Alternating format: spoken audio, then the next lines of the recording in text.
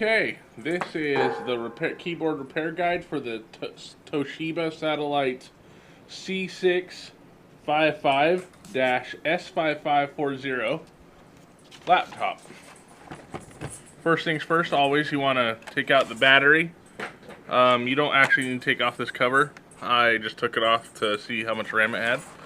But on this particular laptop model, the C655, I believe it is. Yes, they do not have bottom screws. Most laptops you have to remove a couple bottom screws in order to get to the keyboard to take it out. But not on this model. You just pop this off. It just pops off. You just stick something under there and push it up at one end. It pulls off easily. There are 4 screws that you have to get out. One there, there, and there. The keyboard pulls right up. Simple as that.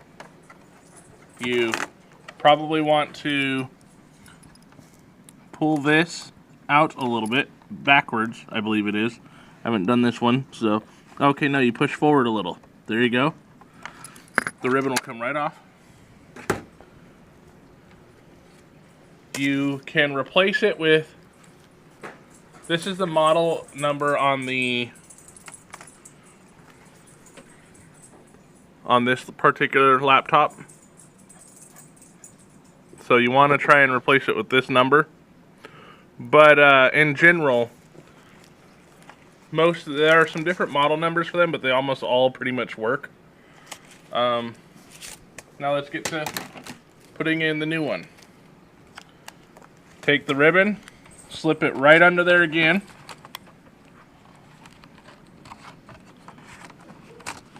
Push close the little knobs on each side.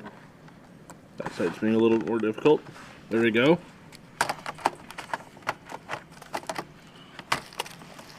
Put the screws back in.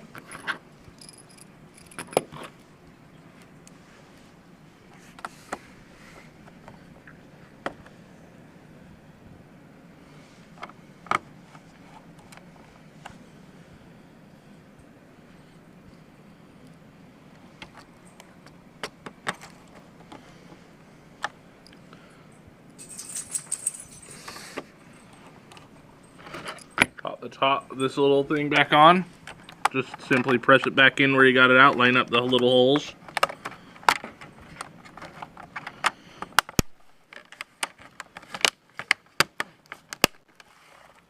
Pop your battery back in, so that we can check and make sure that the operation was a success.